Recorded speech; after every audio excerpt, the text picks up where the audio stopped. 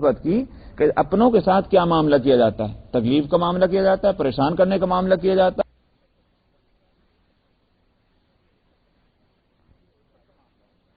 کا معاملہ ہوتا ہے. اس لیے عبادہ فرمایا چاہے وہ کافر ہوں چاہے مومن ہوں.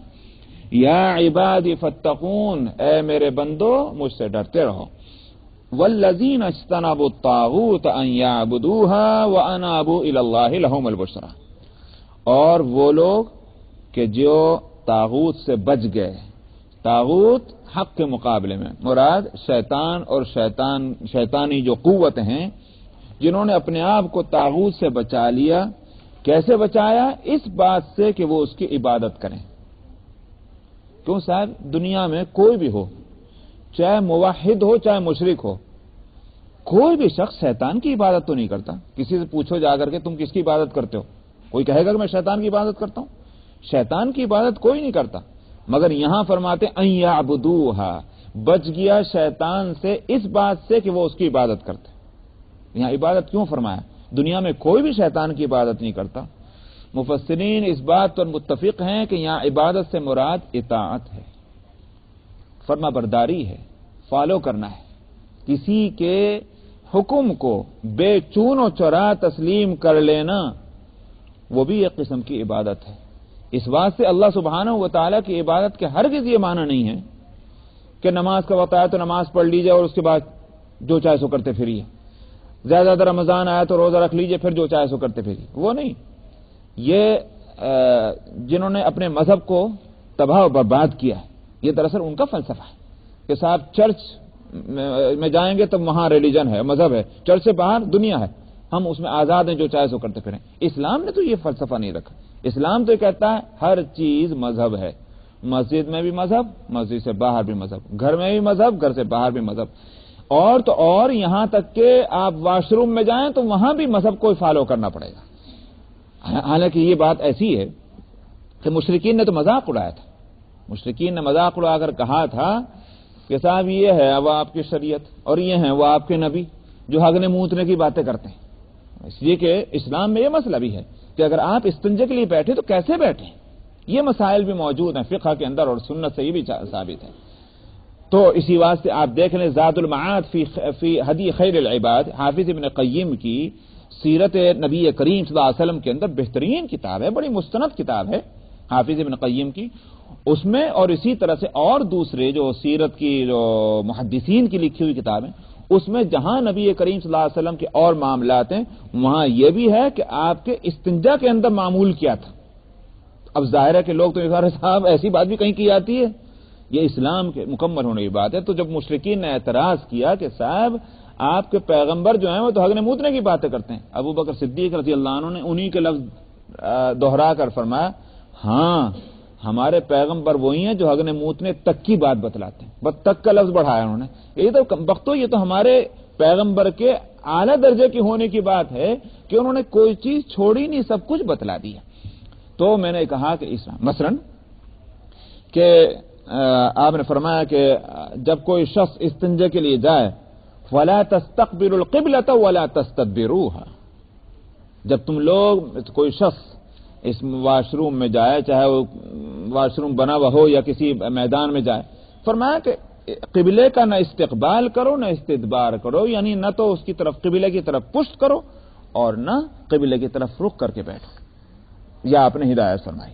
تو معلوم ہوا کہ ایک بیٹھنے کا. اسی طرح سے نبی کریم صلی اللہ علیہ وسلم جب بیٹھا کہیں تشریف لے جایا کرتے تھے میدان میں، تو آپ کا معمول یہ نہیں تھا کہ جس طرح اور گاؤں کے اور میدانی لوگ ہوتے ہیں جہاں چاہے بیٹھ گئے.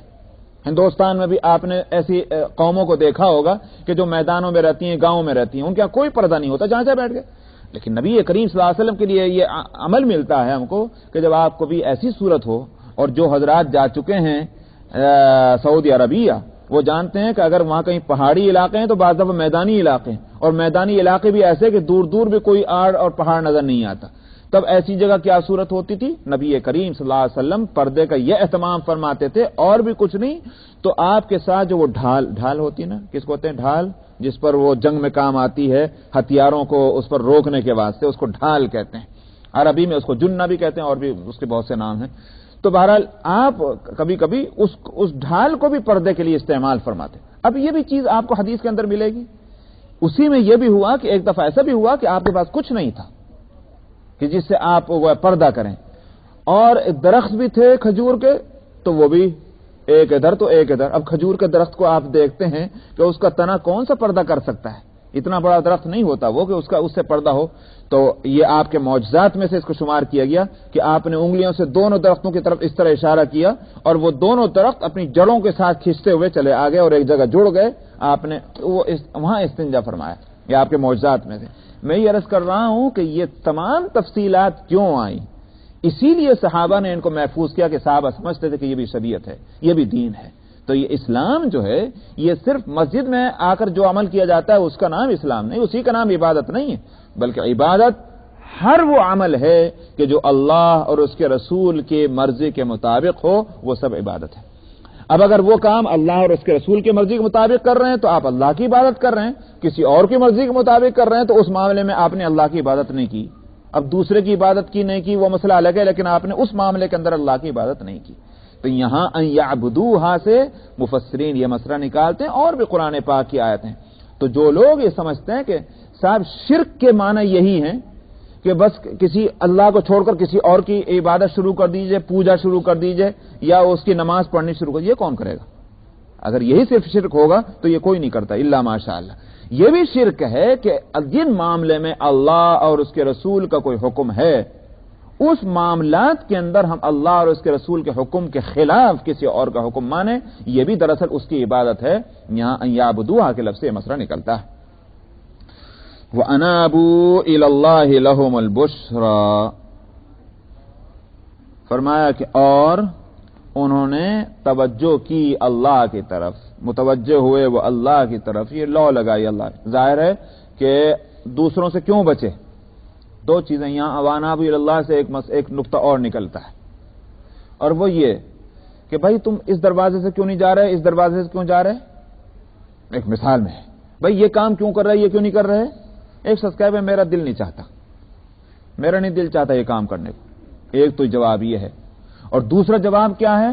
دوسرا جواب یہ ہے کہ اس لیے نہیں کرتا کہ اس کو اللہ نے پسند نہیں کیا، یہ کام میں اس لیے کرتا ہوں کہ اس کو اللہ اور اس کے رسول نے پسند کیا۔ عبادت کون سا بنے گی؟ عبادت یہ نہیں بنے گی کہ میرا دل نہیں چاہ رہا ہے، اگرچہ بہت اچھی بات ہے، لیکن اس کو عبادت نہیں کہیں گے۔ عبادت جبھی بنے گا جب کسی کام کا کرنا اور نہ کرنا اس میں یہ انٹینشن اور نیت شامل ہو کہ یہ اللہ کا حکم ہے اور اس کو مجھے فالو کرنا ہے۔ تو اس لیے بعض لوگوں کی طبیعت ہے، مثال کے طور پر اب ہر ایک کی پسند اور ناپسند یکساں تھوڑی ہوتی، ایک شخص ایک چیز کھانا پسند کرتا ہے، دوسری چیز نہیں کھاتا۔ مثال کے طور پر اگر کوئی شخص کہے میں پورک نہیں کھاتا، بھائی کیوں نہیں کھاتے؟ میرا دل نہیں چاہتا۔ ٹھیک ہے میں نہیں دل چاہتا، لیکن یہ عبادت کب بنے گا، اس پر اجر کب ملے گا؟ جب یہ بات ہو کہ میں پورک اس لیے نہیں کھاتا کہ یہ شریعت اسلامیہ کے اندر حرام ہے، اس لیے نہیں میں کھاتا، اب یہ عبادت بن گیا اور اس پر اس کو اجر ملے گا۔ اسی طرح اور تمام چیزیں۔ وَأَنَابُوا إِلَى اللَّهِ، ایک طرف اجتنبوا الطاغوت أن يعبدوها، شیطان اور شیطانی طاقت سے بچ گئے اس کی عبادت کرنے سے، اور اس کی عبادت نہ کرنا محض اپنی طبیعت کی وجہ سے نہیں ہے، بلکہ اس لیے کہ وہ اللہ کی طرف متوجہ ہیں۔ وَأَنَابُوا إِلَى اللَّهِ، فرمایا لَهُمُ الْبُشْرَى، ان کے لیے خوشخبری ہے، اور فبشر عباد، نبی کریم صلی اللہ علیہ وسلم کو ہدایت ہے، آپ خوشخبری سنا دیجیے۔ حالانکہ خود ہی فرمایا لَهُمُ الْبُشْرَى، لیکن پیغمبر کی چونکہ ذمہ داریاں محض یہی نہیں کہ ڈراتے پھریں، بلکہ پیغمبر صلی اللہ علیہ وسلم کی ذمہ داری جہاں برائیوں کے برے انجام سے ڈرانا ہے، وہاں اچھائیوں کے اچھے اجر اور اچھی جزا جو ہے اس کی خوشخبری بھی سنانا ہے۔ اس لیے خاص طور پر ہدایت ملی فبشر عباد، آپ میرے بندوں کو خوشخبری سنا دیجیے۔ عباد یا عبادی، میرے جو میں ترجمہ کر رہا ہوں میرے، یہ دراصل عبادی ہے یہ لفظ۔ فبشر عباد، میرے بندوں کو خوشخبری سنا دیجیے۔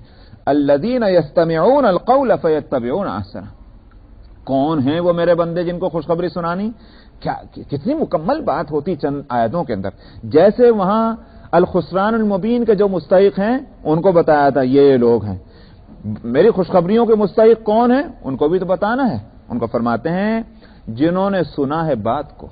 القول سے مراد یہ نہیں کہ ہر ایک بات سنتے پھرتے ہوں، القول الف لام جو اس پر لگا ہوا ہے یہ ایسا ہی ہے جیسے انگلش کے اندر دی لگاتے ہیں، دی کا مطلب کسی چیز کو پرٹیکولر کرنے، اسپیسیفک بنانے کے واسطے. تو ٹھیک اسی طرح القول سے مراد یہ نہیں کہ دنیا جہاں کی باتیں سنتے پھرتے ہیں.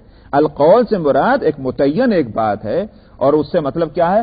قرآن، اللہ کا کلام، اللہ کے رسول کا کلام اور اس کی ہدایتیں، یہ ہے القول. فیتبعون احسنہ، اور اس میں اس کی جو اچھی باتیں ہیں اس کو قبول کر، اس کو فالو کرتے ہیں. اس کی ترجمہ کیا ہے؟ اس القول یعنی القرآن، اس القرآن کی جو اچھی باتیں ہیں اس کو فالو کرتے ہیں.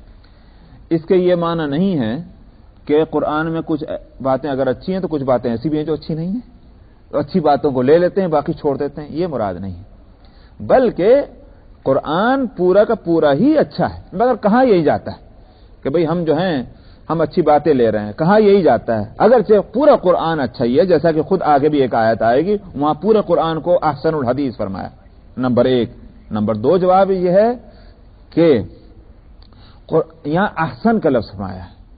احسن کے مقابلے میں جو ہے برا نہیں آتا، بلکہ احسن کے مقابلے میں حسن آتا.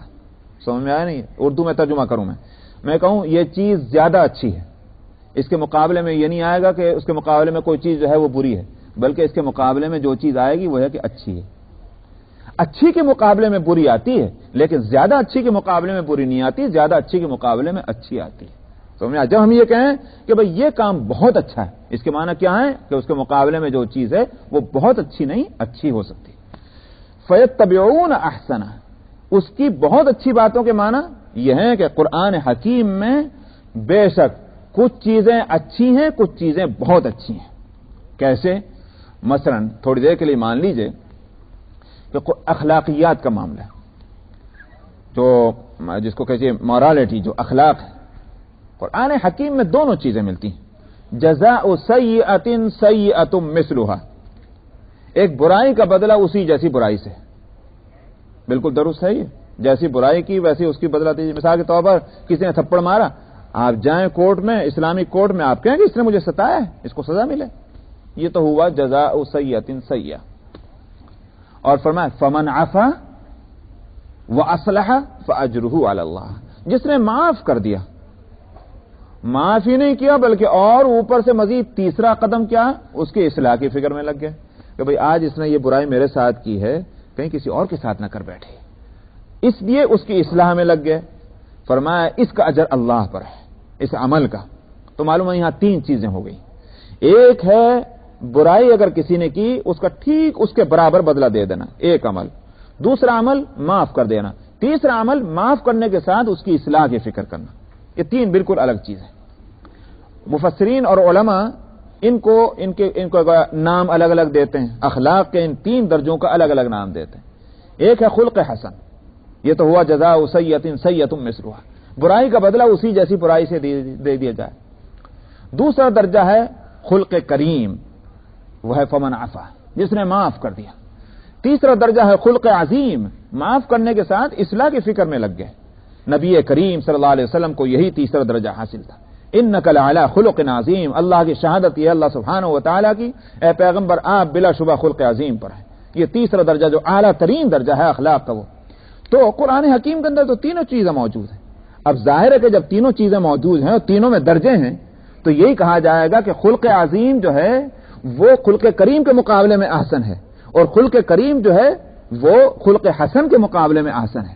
اور تینوں قرآنی حکم ہوں گے. یہ نہیں ہو سکتا کہ یہ کہا جائے کہ یہ شخص جس نے برائی کا بدلہ اسی جیسے سزا دلا کر دے دیا تو کوئی گناہ کیا. گناہ نہیں کیا، مگر اس نے نیچے کا درجہ لیا، اوپر کا درجہ چھوڑ دیا. سمجھ میں آیا نہیں بات؟ تو یہ حسن بھی ہے قرآن شریف میں، احسن بھی ہیں. یہ بندے کون سے ہیں جو حسن ہی پر نہیں قناعت کرتے، احسن درجے کو لیتے ہیں قرآن پاک کے اندر. یہ اسی طرح سے مثلا تھوڑی دیر کے لیے اگرچہ وہ اب حکم نہیں رہا، مگر آپ نے یہ آیت بارہا تقریروں میں، یہ خطبات جمعہ میں سنی ہوگی. فرمایا فمن کان منکم مریضا او علی سفر، فمن کان منکم مریضا او علی سفر فعدۃ من ایام اخر، رمضان کے روزے کے تعلق سے. اور اس کے بعد ہے وعلی الذین یطیقونہ فدیۃ طعام مسکین، جن لوگوں کے اندر روزہ رکھنے کی طاقت بھی ہے وہ کسی مسکین کو کھانا کھلا سکتے ہیں، فدیہ دے سکتے ہیں، مطلب روزہ نہ رکھیں. یہ ابتدا میں یہ صورت تھی. چونکہ روزے کا حکم دینا تھا تو اسلام چونکہ تدریج کے ساتھ آیا ہے، ایک دم جو ہے وہ آ کر کے جنرلی آرڈر نہیں آیا، بلکہ چونکہ تربیت بھی مقصود تھی، اس وجہ سے شروع میں یہ حکم دیا گیا کہ رمضان کے روزے رکھنے ہیں، واجب کیے جا رہے ہیں جیسے پہلوں پر واجب کیے۔ اگر کوئی شخص نہیں رکھنا چاہتا تو ٹھیک ہے، اس کے بدلے میں فدیہ دے دیجیے، غریب کو کھانا کھلا دیجیے۔ جب یہ حکم ملا اس کے ساتھ اور آگے کیا ہے، وَمَنْ وَعَلَى الَّذِينَ يُطِيقُونَهُ فِدْيَةٌ طَعَامُ مِسْكِينٍ وَمَنْ تَطَوَّعَ خَيْرًا فَهُوَ خَيْرٌ لَهُ۔ لیکن اگر کوئی شخص جو نیکی کے اندر، بھلائی کے اندر کچھ بڑھا کر کے، اضافہ کر کے کوئی کام کرے تو اسی کے واسطے بہتر ہے۔ معلوم ہوا کہ روزہ رکھنا پھر بھی اچھا ہی رہے گا، یہ نہیں کہ فدیہ دے کر اپنا جان چھڑا لیجئے۔ یہ گویا یوں کہیے کہ اپنی پسند کو سامنے لا کر رکھ دیا گیا، ہماری پسند تو یہی ہے کہ تم روزہ رکھ لو، ایک طرف سے ترغیب ہو گئی۔ جب دیکھ لیا کہ اب لوگ جو ہیں اس طرف چل پڑے تو کچھ عرصے کے بعد پھر حکم آیا جو اگلی آیت کے اندر ہے کہ فمن شہد منکم الشہر فلیصم، اب جس نے بھی رمضان کا مہینہ پا لیا اس کو روزہ رکھنا ہی ہے۔ میں یہ عرض کر رہا تھا کہ جب ابتدا میں اس حکم کی نوعیت کیا ہے، فدیہ دینا چاہو دے سکتے ہو، مگر بہتر کیا ہے، روزہ ہی رکھ لو، سمجھ آئی نہیں بات یہ۔ تو یہ ہے حسن اور احسن کا درجہ، مختلف احکام میں یہ صورت ہے۔ تو اب اس صورت میں فیتبعون احسنہ کے معنی یہ ہیں کہ جو شریعت کے اندر یا فقہ کی زبان کے اندر جو دو درجے آتے ہیں احکام شرعیہ کے، ایک کا نام ہے رخصت اور دوسرے کا نام ہے عزیمت۔ رخصت کے معنی تو یہ ہے کہ درجہ نیچا ہے، چلو اس روز چھٹی پر عمل کر لیں، سمجھ لیں۔ اور عزیمت کے معنی کیا ہے؟ عزیمت کے معنی یہ ہے کہ رخصت پر، اس اجازت پر عمل نہیں ہے، بلکہ یہ ہے کہ ہم وہی کام کرنا چاہتے ہیں جس کو دراصل شریعت پسند کرتی ہے، اس کام کو چاہے اس میں تکلیف ہی کیوں نہ اٹھانی پڑے، یہ عزیمت کہلاتی۔ یہاں وہی مراد الذین یستمعون القول فیتبعون احسنہ، جو بات کو سنتے ہیں اور اس کے اچھے درجے کی پیروی کرتے ہیں۔ اول تو یہ کہ یہاں یستمعون فرمایا، عربی کے اندر دو لفظ آتے ہیں، ایک ہے سمع سین میم عین اور دوسرا ہے استماع، یہ دونوں میں فرق ہے۔ سمع کے معنی تو خالی سننے کے ہیں، ہیئرنگ جس کو کہتے ہیں خالی، لیکن استماع کے اندر خاص طور پر جو چیز داخل ہے وہ یہ ہے کہ سننے کی کوشش کرنا، فکر کرنا اس کی، چاہے سنائی بھی نہ دے لیکن اپنے کانوں کو، اپنی انٹینشن کو، اپنی پوری توجہ کو سننے کی طرف لگا دینا، یہ کہلائے گا استماع۔ بغیر توجہ کے، بغیر نہ چاہتے ہوئے بھی اگر کوئی کان میں آواز پہنچ جائے اس کو استماع نہیں کہیں گے، یہ سمع ہے۔ مثلا تھوڑی دیر کے لیے مان لیجئے آپ دو آدمی مل کر کے بات کر رہے ہیں، آپ کی توجہ ایک دوسرے سے طرف، کوئی اور آواز وہاں سے بھی آ رہی، آپ استماع بھی ہے یہاں اور سمع بھی ہے۔ استماع تو اس کی ہے جس کے آپ سننا چاہ رہے ہیں، لیکن دوسری آواز جو کان میں آ رہی ہے سمع ہے۔ قرآن حکیم کے سننے کے تعلق سے جہاں بھی لفظ آیا وہاں سمع نہیں آیا کہ صاحب کہیں سے کوئی صاحب پڑھ رہے تھے، اپنا کام کرتے کرتے، اپنی بات کرتے کرتے آپ خود کان میں آواز پڑ جائے، یہ کوئی چیز نہیں ہے، اس پر تو آپ کو قدرت بھی نہیں ہے، لہذا اس پر کوئی اجر بھی نہیں ہے۔ جو چیز جو قابل اجر ہے وہ یہ ہے کہ آپ توجہ ہی سے اس کو سننے بیٹھیں، اس کا نام ہے استماع۔ فرمایا اذا قرئ القرآن فاستمعوا له، جب قرآن پڑھا جائے قرآن حکیم تو پوری توجہ سے اس کو سنو، اور اس کے بعد مزید جو الفاظ ہیں وہ اس استماع کو یوں کہیے کہ اس کے مکمل کرتے ہیں۔ فرمایا وَأَنصِتُوا، ظاہر ہے کہ استماع ہو ہی نہیں سکتا جب تک کہ خود اپنا بولنا بند نہ کریں، اپنا بھی بولتے رہیں اور دوسرے کی بھی سنتے رہیں، یہ تو نہیں ہوگا، اس لیے خاموشی ضروری ہے، تبھی استماع صحیح ہوگا۔ تو یہاں بھی فرمایا جو ہے الذین یستمعون القول، جو بات کو دھیان لگا کر توجہ کے ساتھ سنتے ہیں اور پھر اس کے اچھے درجوں کی پیروی کرتے ہیں۔ اولئک الذین ھداھم اللہ، یہی وہ لوگ ہیں جن کو اللہ نے ہدایت دے دی ہے اور یہی لوگ عقل مند ہیں۔ دنیا میں جو چاہے ان کے بارے میں کہتے رہیے کہ صاحب یہ بے وقوف ہیں، ان کو دنیا کا کچھ پتہ ہی نہیں ہے، لیکن اللہ کے نزدیک یہی لوگ عقل مند ہیں۔ افمن حق علیہ کلمۃ العذاب افانت تنقذ من فی النار، یہاں سے جو بات کہی جا رہی ہے وہ ایک طرف تو مجرمین گویا ان کو سنانا مقصود ہے، اور دوسری طرف نبی کریم صلی اللہ علیہ وسلم کی تسلی۔ فرمایا کہ وہ شخص کہ جس کے اوپر عذاب کی بات فٹ بیٹھ گئی ہے، افمن حق علیہ کلمۃ العذاب، فٹ بیٹھ جانے کے معنی کیا ہے؟ ظاہر ہے کہ اس نے اپنے عمل سے، اپنے طریقے زندگی سے اپنے آپ کو عذاب کا مستحق بنا لیا ہے۔ اب وہ دوسرا راستہ چاہتا ہی نہیں، وہ یہی چاہتا ہے کہ میں اسی راستے پر چلوں، یہ ہے فٹ بیٹھ جانا۔ جو شخص کہ اس پر عذاب کی بات جو ہے وہ فٹ بیٹھ گئی ہے، افانت تنقذ من فی النار، تو بھلا کیا آپ اس سے بچائیں گے؟ اس کا مطلب مراد ہے، میں نے کہا ایک طرف تو اس کو سنانا ہے۔ اس کی مثال ایسی ہے کہ جیسے کوئی چھوٹا نالائقی کر رہا، ایک دفعہ کی، دو دفعہ کی، تین دفعہ کی، جب دیکھو نالائقی کرتا تو آپ کیا کہتے ہیں؟ آپ کہتے ہیں ٹھیک ہے بھائی تم نہیں ٹھیک ہو سکتے، تمہارا ٹھیک ہونے کا کوئی مسئلہ نہیں ہے۔ تو اس کے معنی یہ نہیں ہے کہ وہ یہ کہہ کے فارغ ہو جائے، اچھا صاحب جب آپ ہی نے کہہ دیا تو بس ہمیں ہوتا ہی نہیں، بلکہ اس کی نالائقی کی انتہا کو اور اپنے غصے کو اور اپنی نفرت کو آپ ان لفظوں میں ظاہر کر رہے ہیں کہ تو اتنا بگڑ چکا ہے کہ جس سے اب ہماری توقعات ختم ہو گئی، تو اس کو ایک قسم کی تہدید ہے۔ دوسری طرف میں نے کہا کہ یہاں نبی کریم صلی اللہ علیہ وسلم کو بھی دراصل تسلی ہے، اور تسلی اس واسطے کہ دراصل ہم اس کا اندازہ نہیں کر سکتے کہ آپ کو اس اصلاح اور تربیت کے معاملے میں کتنی روحانی اور قلبی تکلیف ہوتی ہوگی، اس لیے ہم اس کا اندازہ نہیں کر سکتے، ہم وہ کام کرتے ہی نہیں۔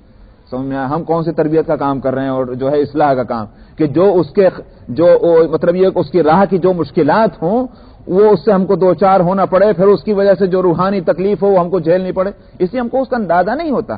لیکن واقعہ یہ ہے کہ ذرا تصور کریں، جو بھی یہاں ماں باپ ہیں اگر وہ اولاد سے کچھ توقعات رکھے ہوئے ہیں اور اولاد پر وہ ان توقعات کے مطابق اس کی زندگی بنانے کی محنتیں کی جا رہی ہیں برابر، اور اولاد ہے کہ وہ مخالف سمت جا رہی ہے، تھوڑی دیر کے لیے اگر سمجھنے کے لیے اس تکلیف کو ذرا محسوس کیجئے کہ وہ ماں باپ پر کیا گزرے گی۔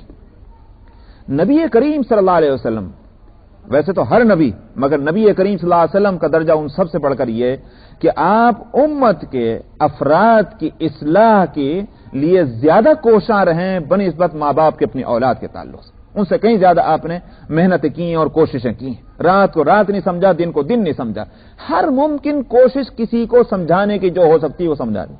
میں اسی واسطے واقعتاً سیرت کی اگر آپ سامنے رکھیں کہ جس طرح بھی ممکن، مثلا ایک تھوڑی دیر کے لیے میں کہتا ہوں رکانہ پہلوان ہے، عرب کا مشہور پہلوان تھا، وہ آیا اور آ کر کہنے لگے آپ نے نبوت کا دعویٰ کیا ہوا ہے کہ آپ نبی ہیں؟ کیا اچھا، تو پھر میں تو جب سمجھوں جب تم مجھے پچھاڑ دو۔ ارے صاحب یہ نبی ہیں، یہ ہدایت کا درس دینے کے واسطے آئے ہیں، سمجھ میں آیا، یہ پہلوانی کرنے کو آئے۔ آپ کا یہ بھی تو جواب ہو سکتا تھا جاؤ میاں تم کہاں سے آؤ جاہل آدمی، میں نے کب کہا کہ میں پہلوانی کرنے آؤں، میں ایک نبی بنا کر بھیجا گیا ہوں، پہلوان تو نہیں۔ مگر یا تو یہ کہ وحی کے ذریعے سے یا ایک نبوی پیغمبرانہ جو فہم اور ذکاوت ہے اس سے آپ کو اندازہ ہو گیا طلب صادق ہے۔ یہ محض ایک تو وہ آتے ہیں کہ جو خالی یوں کہیے کہ ایک بات کا بتنگڑ بنانا ہو اور جان بچانی ہو، معلوم یہ ہو گیا کہ یہ طلب صادق اس کے اندر ہے، تو آپ نے فرمایا بسم اللہ آئیے اب ہو جائے مقابلہ، لیجیے صاحب آپ کھڑے ہو گئے، آپ نے آسانی کے ساتھ اس کو جو ہے زمین پر ڈال دیا۔ اب وہ بڑا حیران کہ بھئی یہ کوئی پہلوانی ہوئی کہ نہ داؤ ہے نہ پیچ ہے نہ کچھ ہے نہ ادھر نہ ادھر، اٹھا کے مجھے ایسا رکھ دیا جیسے بچے کو رکھا کرتے ہیں۔ اس کو یقین نہیں آیا تو وہ پھر کھڑا ہو گیا، کہا مجھے سمجھ میں نہیں آ رہا ہے محمد، ذرا پھر سے۔ انہوں نے کہا پھر سے صحیح۔ غرض ہے کہ تیسری مرتبہ جب اس کے ساتھ وہی معاملہ ہوا تو اس نے کلمہ پڑھا، حضرت رکانہ نے۔ میرا یہ عرض کرنا ہے کہ نبی کا سیدھا جواب یہ ہو سکتا تھا آسانی سے میں پہلوان نہیں، لیکن یہ میرا ذہن اس طرف جاتا ہے کہ نبی کا ذہن اس طرف متوجہ ہوا کہ اگر یہ اسی طرح سے اس کی اصلاح ہو سکتی ہو چل بھائی یہی ہو جائے۔ ہر ممکن کوشش نبی کرتے ہیں امت کے افراد کو سمجھانے کے لیے بشرطے کہ وہاں طلب صادق ہو۔ تو اب ان ساری کوششوں کے مقابلے میں اگر وہی مرغ کی ایک ٹانگ کھڑی ہوئی ہے کہ وہ پنچوں کی بات سر پہ گرے گی، پر سر پہ مگر پرنالا یہیں گرے گا، اگر یہی ہے جیسا ابو جہل کا طریقہ کار تھا، تو اس کی تکلیف پیغمبر کو ہوتی ہوگی کہ نہیں ہوتی ہوگی۔ اسی واسطے قرآن حکیم میں جگہ جگہ لعلک باخع نفسک لا یکونوا مؤمنین، آپ تو بس معلوم ہوتا ہے کہ اپنے آپ کو ہلاک ہی کر دیں گے اس غم میں کہ یہ ایمان نہیں لا رہے، یہ کیوں کہا جا رہا ہے؟ حالانکہ آپ کو تو اسی اسلام کے پھیلانے، ہدایت کے پھیلانے کے لیے بھیجا گیا، پھر کیوں فرما رہے ہیں اللہ تعالیٰ؟ معلوم ہوا کہ اس کو بھی ایک لمٹ میں رکھا جائے، اس واسطے کہ یہ غم اور یہ صدمہ اگر طبیعت پر غالب آ گیا تو اس کے معنی یہ ہے کہ قوت عمل متاثر ہوگی۔ اسی واسطے ہدایت کرنے والے، تربیت کرنے والے، اصلاح کرنے والے جو ہیں ان کے واسطے صبر بہت ضروری ہے۔ کیوں صبر ضروری ہے؟ اس واسطے کہ اور صبر سے مراد یہ نہیں ہے کہ وہ تکلیفوں کو برداشت ہی کرتے رہیں، بلکہ یہ بھی ہے کہ اپنے کام کو اسی توانائی اور اسی تر و تازگی کے ساتھ کرتے رہیں جو اس کا تقاضا ہے. اور یہ اس لیے کہ اگر ہمت ہار دی تو ظاہر بات ہے کام کا اثر جو ہے وہ نہ رہے گا، کام کے اندر جو اسپیڈ تھی وہ نہ رہے گی. اس واسطے نبی کریم صلی اللہ علیہ وسلم کو اللہ سبحانہ و تعالی بار بار تسلی دیتے ہیں. یہاں بھی وہ ایک تسلی ہے کہ آپ غم نہ کریں، نہیں مانتے یہ مستحق ہو چکے ہیں اسی کا، اب آپ کیا کریں گے، چھوڑ دیجئے کسی اور کو پکڑیے، یہ مطلب ہے. افمن حق علیہ کلمۃ العذاب افانت تنقذ من فی النار لكن الذين اتقوا ربهم لهم غرف من فوقها غرف مبنية تجري من تحتها الانهار. فرمایا جن لوگوں نے اپنے رب سے کا تقوی اختیار کیا اور اپنے رب سے ڈرتے رہے ان کے واسطے بالا خانے ہیں. غرفتن کی جمع ہے، غرفہ کمروں کو بھی کہتے ہیں اور بالا خانوں کو بھی کہتے ہیں. بالا خانے کا لفظ اس لیے بولتے ہیں، بالا خانے کس کو کہتے ہیں جو عمارت کا اوپر کا حصہ ہے. اور یہاں چونکہ فرمایا غرف من فوقها غرف، اس کے معنی یہ ہے کہ اسٹوری بنی ہوئی ہوں گی، کئی اسٹوریاں عمارت، اور عمارت وہی ظاہر زیادہ قیمتی سمجھی جاتی ہے اور زیادہ آرام دہ کہ بھئی اس میں کئی منزلیں. کیوں؟ اس واسطے کہ بھئی نیچے کا موسم الگ ہے، اوپر کا موسم الگ ہے، نیچے کی جو ہے بلڈنگ اس کے فوائد اور ہیں، اوپر کے کچھ اور ہیں، وہی اچھی عمارت کہلاتی ہے. تو جنت میں یہی ہوگا کہ کئی اسٹوری کے محلات ہوں گے جو ان کو ملیں گے. فرمایا لہم غرف من فوقها غرف مبنیہ، مبنیہ سے مطلب تعمیر کیے ہوئے، بنائے ہوئے جو پہلے سے موجود ہیں. تجری من تحتها الانہار، اور ان کے نیچے نہریں بہتی ہوں گی. وعد اللہ، یہ اللہ کا وعدہ ہے. لا یخلف اللہ المیعاد، اللہ اپنے وعدوں کے خلاف نہیں کرتا. تو اس لیے کوئی اس میں یہ نہ ہو اجی کہاں ملیں گی ایسی عمارتیں اور کہاں ملیں گی ایسی جنتیں، میرے خیال سے مولویانہ باتیں. فرمایا نہیں، اللہ کا وعدہ ہے اور اللہ اپنے وعدوں کے خلاف نہیں کرتا. الم تر ان اللہ انزل من السماء ماء فسلكه ينابيع في الارض. یہاں ایک خاص دلیل دی جا رہی، پہلے اس کا ترجمہ ہو. فرمایا کیا نہیں دیکھتے آپ کہ اللہ نے اتارا ہے آسمان سے پانی کو، پھر اس نے چلایا اس پانی کو زمین کے اندر کے چشموں میں. ینابیع ینبوع کے جمع ہے، پانی کے جو سوت اور فاؤنٹین جو زمین کے اندر ہیں جس سے پانی نکل کر آتا ہے وہ مراد ہے. پھر اس کو چلایا زمین کے اندر کے چشموں میں. ثم یخرج به زرعا، پھر اس پانی کے ذریعے سے جو چشموں سے نکل کر آ رہا ہے، فرمایا ان سے اللہ تعالیٰ نے کھیتیاں بنائیں اور کھیتیاں نکالیں یا فصلیں نکالیں. مختلفاً الوانو، جن کے رنگ مختلف ہیں. اور ثم یہیج فتراہ مصفرا، اس کے بعد آخر کار کیا ہوتا ہے، وہ کھیتی جو ہے پیلی پڑ جاتی ہے. یہیج کے مطلب بھڑک جانا، وہ رنگ جو ہے اس کا بھڑک کر کے پیلا ہو جاتا ہے. فتراہ مصفرا، آپ اسے زرد اور پیلا دیکھتے ہیں. پھر اس کے بعد آخری مرحلہ کیا آتا ہے، ثم یجعلہ حطاما، اس کے بعد وہ بھوسا اس کا بنا دیتے ہیں. ان فی ذلک لذکری لاولی الالباب، اس میں نصیحت ہے عقل مندوں کے واسطے. یہ مثال دراصل انسانوں کے لیے دی گئی ہے. انسان کو اس تجربے سے فائدہ اٹھانا چاہیے اور سمجھنا چاہیے کہ خود انسان کی کیا حالت ہے. پہلے تو یہ کہ اللہ سبحانہ و تعالیٰ نے یوں کہیے ایک درجے میں اپنی نعمت کو بھی پتا ہے. میری نعمت تو تم دیکھو، آسمان سے پانی برسا ہے. اگر پانی برسا ہی دیتے صرف اور اس کو محفوظ نہ کیا جاتا تو اس نعمت سے، اور پانی بڑی ضرورت کی چیز ہے، انسان کی زندگی جو ہے وہ اس کے ساتھ جڑی ہوئی ہے. پانی کے ساتھ بغیر پانی کے انسان کی زندگی نہیں گزر سکتی. ایک ایسی ضروری چیز کو اللہ تعالیٰ نے مہیا کیا. پھر مہیا کس طرح کیا؟ یہی نہیں ہوا کہ آسمان سے گرا دیا، آسمان سے گرا کر اس کو محفوظ بھی کیا. کیسے خزانے اللہ نے خود ہی بنا رکھے، زمین میں اس کو اتار دیتے ہیں. اتارنے کے بعد بوقت ضرورت چشموں سے اس کا پانی باہر نکالتے ہیں جو اوپر سے آیا تھا زمین کے تہوں میں جس کو جمع کیا گیا تھا، اور اس سے یہ فائدے ہوتے ہیں. انسان پیتا ہے، کھیتیاں اس سے نکلتی ہیں، یہ ہوتا ہے. یہ تو ایک نعمت کی صورت ہے. مگر میں نے کہا کہ اس کو انسان کے لیے مثال کیسے بنایا؟ فرمایا یہی صورت ہے کہ انسان دنیا میں جب آتا ہے اور اس کے حالتیں مختلف ہیں. اس کو فرمایا مختلفاً الوان. یہ جو مختلفاً الوان کھیتیاں جو ہیں وہ ایک ہی چیز سے پیدا ہو رہی ہیں. آسمان کے پانی سے کھیتیاں بنی، لیکن کھیتیوں کے رنگ مختلف ہیں. کوئی ہرا ہے تو کوئی بہت زیادہ گہرا ہرا ہے. یہ جو رنگوں کا اختلاف ہے، یہ مثال ہے انسانوں کی. انسان جو ہیں اصل ایک ہے، ایک ہی آدم اور حوا سے پیدا ہوئے ہیں، لیکن سب کے احوال مختلف ہیں، سب کی صلاحیتیں مختلف ہیں، سب کے انداز مختلف ہیں، یہ مگر انجام آخرکار سب کا کیا ہونا ہے؟ جیسے کھیتیاں آخرکار سب پیلی پڑ جاتی ہیں، اس کے بعد پھر سب کٹ جاتی ہیں، بھوسا بن جاتا ہے، یہی صورت ان مختلف النوع اور مختلف صلاحیت انسانوں کی ہوگی، آخرکار ان سب کو ختم ہونا ہے۔ سمجھ میں آئے؟ تو یہ اگر رات دن ہم ہر سال یہ تجربہ کرتے ہیں کھیتیوں کے تعلق سے، تو یہ انسان کو سمجھ میں نہیں آتا کہ یہ انسان جو بنا ہے نہ تو ہمیشہ رہنے کے لیے بنا ہے، اور اس کو آخر کو ختم ہونا ہے، جس طرح سے یہ کھیتیاں ختم ہو جاتی ہیں اور جس طرح سے پھر دوسرے سال آ کر کے پھر کھیتیاں کڑی ہوتی ہیں، اسی طرح سے مرے بعد پھر انسان دوبارہ زندہ ہو جائے گا۔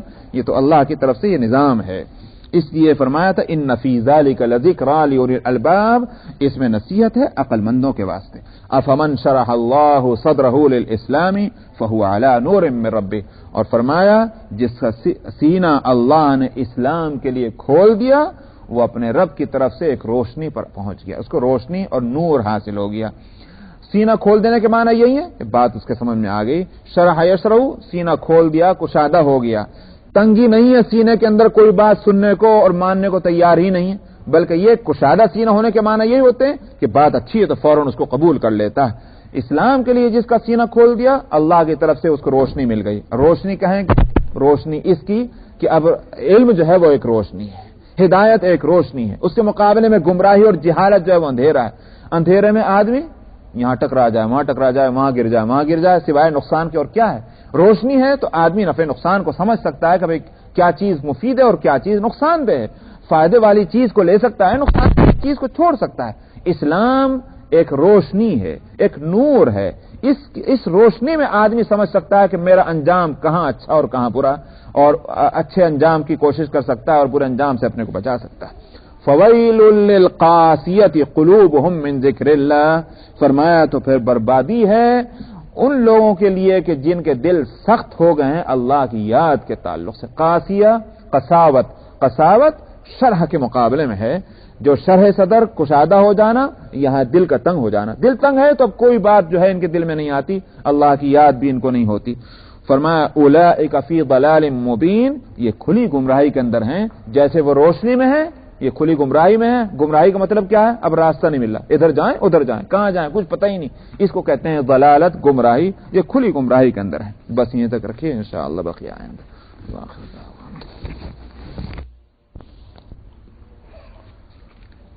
اعوذ باللہ من الشیطان الرجیم، بسم اللہ الرحمن الرحیم۔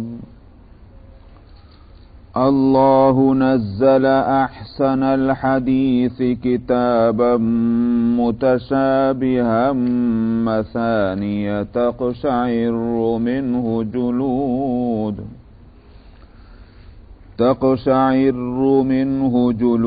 الذین یخشون ربهم ثم تلين جلودهم وقلوبهم إلى ذكر الله ذلك هدى الله يهدي به من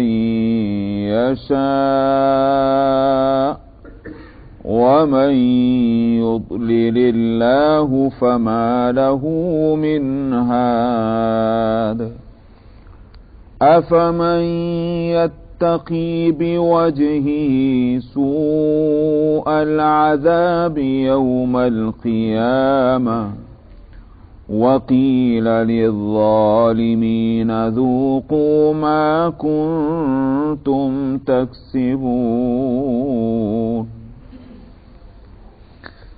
كذب الذين من قبلهم فأتاهم العذاب من حيث لا يشعرون فأذاقهم الله الخزي في الحياة الدنيا ولعذاب الآخرة أكبر لو كانوا يعلمون ولقد ضربنا للناس في هذا القرآن من كل مثل لعلهم يتذكرون يتفكرون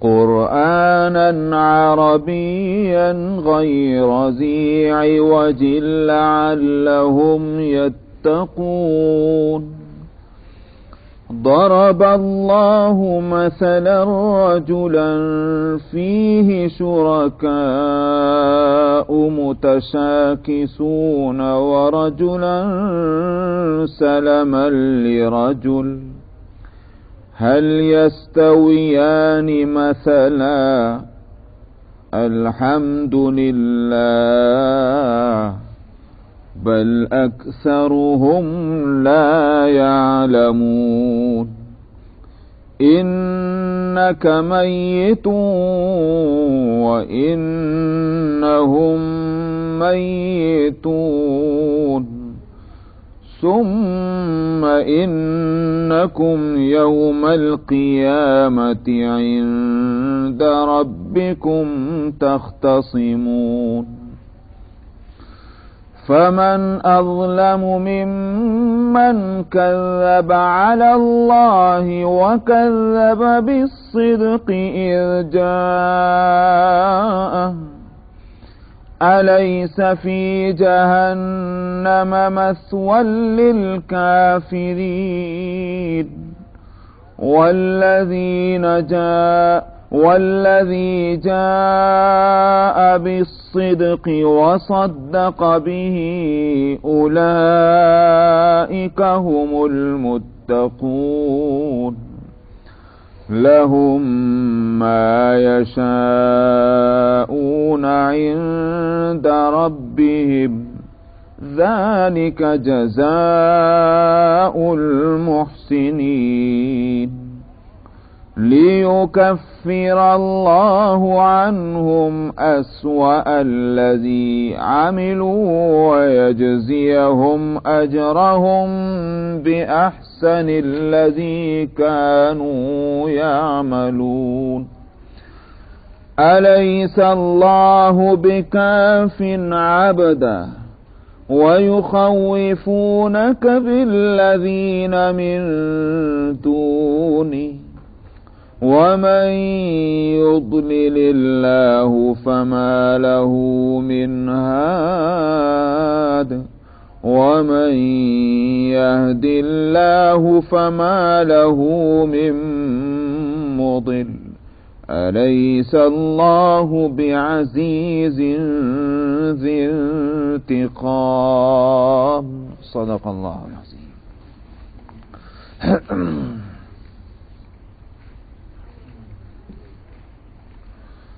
سورت کے شروع ہی میں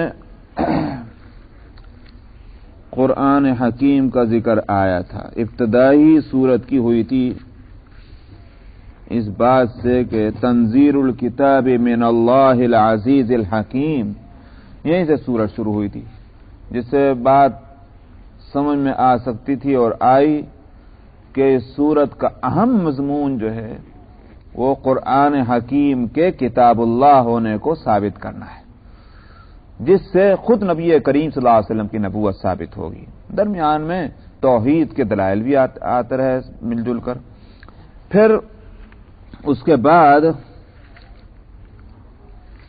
آیت نمبر 18 میں پھر اس کا ذکر آیا، الذین یستمعون القول فیتبعون احسنہ، کہ جو لوگ بات کو سنتے ہیں اور اس کے اچھے حصے کو فالو کرتے ہیں. مراد وہاں بھی قرآن تھی.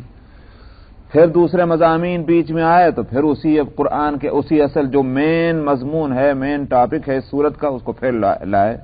تو میں اللہ نزل احسن الحدیث، اللہ نے اتارا ہے بہترین بات کو کتاب بنا کر.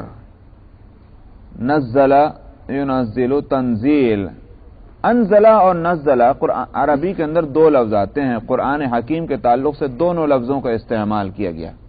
مثلا انا انزلناہ فی لیلۃ القدر، وہاں انزلنا کا لفظ ہے، اور یہاں مثلا نزلہ کا لفظ ہے. جو لوگ عربی جانتے ہیں ان کو معلوم ہے کہ یہ دو بالکل الگ الگ جو ہیں، ان روٹ ورڈ اور بیس تو ایک ہی ہے. نون زا اور لام نزول اس کا مصدر ہے، لیکن یہ دو الگ الگ فارم ہیں، الگ الگ یوں کہیے کہ کیٹیگری کے ورب ہیں، یہ دونوں میں فرق بھی ہے۔ انزال تو کہتے ہیں جس سے انزلنا بنا، ایک دم پورا اتار دینے کو، اور نزلہ جو ہے جس سے تنزیل سے اس کے معنی آتے ہیں تھوڑا تھوڑا اتارنے کو۔ قرآن حکیم کے دونوں ہی نزول ہوئے ہیں، ایک نزول ہوا اس کا پورے قرآن کا بیکدم، وہ تو ہوا لوح محفوظ سے آسمان دنیا پر، اور اس کے بعد آسمان دنیا سے نبی کریم صلی اللہ علیہ وسلم کے قلب مبارک پر وہ ضرورت کے مطابق، اللہ کی مرضی کے مطابق تھوڑا تھوڑا 23 برس کے اندر ہوا۔ تو وہ جو آسمان دنیا پر بیکدم نزول ہے اس کو کہا جائے گا انزال، اور جو نبی کریم صلی اللہ علیہ وسلم پر جس کا نزول کی صورت ہے اس کو کہا جاتا ہے تنزیل۔ اسی لیے لیلۃ القدر میں جو اتارنے کو کہا گیا انا انزلنا، وہاں انزلنا کا لفظ ہے۔ اسی لیے علماء مفسرین کا قول یہ ہے کہ شب قدر کے اندر قرآن کے اترنے کے معنی یہ ہیں کہ لوح محفوظ سے آسمان دنیا پر پورا قرآن اتار دیا گیا تھا شب قدر میں۔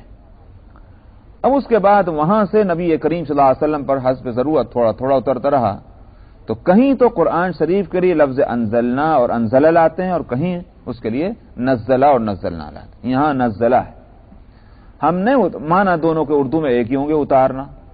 ہم نے اتارا، اللہ وہ ہے کہ جس نے اتارا ہے ایک بہترین بات کو۔ آیت نمبر 18 کے اندر تو یہ تھا کہ الذین یستمعون القول فیتبعون احسنہ، جنہوں نے بات کو سنا اور اس کے اچھے حصے میں عمل کیا۔ میں نے کہا تھا یہ قرآن مراد ہے، اور اس کا یہ مطلب نہیں ہے کہ قرآن میں کچھ باتیں اچھی ہیں کچھ باتیں خراب ہیں، یہ مراد نہیں ہے۔ اور یہاں اس کو واضح کر دیا، معلوم ہوا کہ پورا قرآن جو ہے وہ احسن الحدیث ہے۔ احسن الحدیث کے معنی بہترین بات کے، پورا قرآن جو ہے وہ بہترین ہے۔ تو یاد ہوگا میں نے پچھلے ہفتے کہا تھا کہ وہ جو وہاں احسن کا لفظ آیا اس سے مراد یہ ہے کہ قرآن پاک کا کوئی حصہ حسن ہے اور دوسرا حصہ احسن ہے، وہ آپ کو یاد ہوگا جو میں نے بتایا تھا۔ فرمایا کہ اتارا اللہ نے بہترین بات کو کتاب بنا کر۔ اس کی تین صفتیں آگے اور بیان کر رہے ہیں۔ ایک تو یہ کہ متشابہن، ملتی جلتی ہے اس کی باتیں۔ ملتی جلتی ہونے کے معنی کیا ہیں؟ کہ قرآن حکیم میں ایک کنٹینیویشن ہے باتوں کا، یہ نہیں ہے کہ جو بات پہلے کہی گئی تھی اس کے اپوزٹ بات آگے جا کے کہی جا رہی ہے، یہ نہیں ہے۔ ایک کنٹینیویشن ہے، جو بات ایک جگہ کہی گئی ہے اسی سے ملتی جلتی بات دوسری جگہ بھی کہی جا رہی ہے۔ بعض دفعہ یہ بھی ہوتا ہے کہ قرآن حکیم میں ایک جگہ ایک بات کہی بہت شارٹ فارم میں، اس میں کوئی ڈیٹیل نہیں، کوئی تفصیل نہیں، کوئی وضاحت نہیں ہے، بالکل ایک یوں کہیے کہ بہت ہی مختصر بات کہی۔ دوسری جگہ اسی بات کو بیان کیا گیا تو اس کی تفسیر آ گئی۔ اسی واسطے علماء کا کہنا ہے کہ القرآن یفسر بعضہ بعضا، قرآن کی بعض آیتیں دوسرے بعض حصے کی جو ہے خود تفسیر کر دیتی ہیں۔ تو متشابہن کے ایک معنی یہ ہوئے۔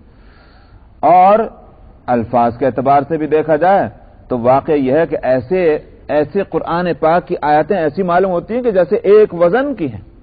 سمجھے؟ اب آپ سورہ الرحمن ہی پڑھ جائیے، الرحمن علم القرآن خلق الانسان علمہ البیان الشمس والقمر بحسبان والنجم والشجر یسجدان۔ ایک یہ بھی ایک متشابہن کے معنی ملتی جلتی، حقیقت کے اعتبار سے، صورت کے اعتبار سے قرآن حکیم کی خصوصیت یہ ہے کہ ملتی جلتی ہیں اس کی آیتیں۔ اور دوسری بات کہی گئی مثانی، مثانی کہتے ہیں بار بار دہرائے جانے والی بات کو۔ قرآن حکیم چونکہ یہ تربیت کے لیے آئی ہے، ہدایت کے واسطے آئی، تو بعض دفعہ ہدایت کے لیے ایک مضمون کو، ایک ہی بات کو بار بار کہنا پڑتا ہے۔ کیوں؟ اس واسطے کہ انسان کی سائیکالوجی اور اس کی نفسیات یہ ہے کہ اذا تقرر، کہ جب کوئی چیز بار بار کہی جاتی ہے وہ دل میں پیوست ہو جاتی، جم جاتی ہے۔ اس لیے مقرر اور واعظ جو ہے بہترین تقریر کرنے والا، وہ جس بات کو امپورٹنس اس کی نظر میں ہے اس کو بار بار ریپیٹ کرے گا، اس کو بار بار کہے گا. کیوں؟ اس لیے کہ جس سے سمجھ میں آ جائے کہ وہ انفسائز کر رہا ہے اس پر، وہ بہت امپورٹنٹ بات ہے جس کو بار بار کہہ رہا ہے. قرآن حکیم چونکہ تربیت کرتا ہے آگے، تو اس لیے بعض دفعہ واقعات کو بھی دہرایا جاتا ہے. آپ دیکھتے ہیں موسیٰ علیہ السلام کا واقعہ قرآن حکیم میں کتنی جگہ ہے، ابراہیم علیہ السلام کا واقعہ کتنی جگہ ہے، اور پھر اس وقت واقعے کے جتنے حصے کی ضرورت ہے بات کو سمجھانے کے لیے اتنا ہی حصہ بیان کیا جاتا ہے. کہانی اور اسٹوری بک نہیں ہے کہ پورا قصہ از اول تا آخر بیان کر دیجئے، یہ نہیں. صرف حضرت یوسف علیہ السلام کے واقعے کی خصوصیت یہ ہے کہ یوسف علیہ السلام کا واقعہ پوری تفصیل سے آیا اور ایک ہی جگہ آیا، سورہ یوسف کے اندر، جس کی وجہ میں اس وقت یہاں نہیں بتلاتا. جہاں میں نے سورہ یوسف کی تفسیر کی ہوگی وہاں میں بتا چکا ہوں کہ سورہ حضرت یوسف علیہ السلام کی کیا خصوصیت ہے کہ جس کی وجہ سے ان کا واقعہ بڑی تفصیل کے ساتھ اور ایک ہی جگہ آیا. لیکن بقیہ اور انبیاء علیہ السلام کا، نوح علیہ السلام ہوں، ابراہیم علیہ السلام ہوں، موسیٰ علیہ السلام ہوں، ان سب کے واقعات جگہ جگہ آئے ہیں مختلف، اور جتنا حصہ ضروری سمجھا گیا اتنا ہی حصہ وہاں بیان کر دیا گیا، باقی چھوڑ دیا گیا. تو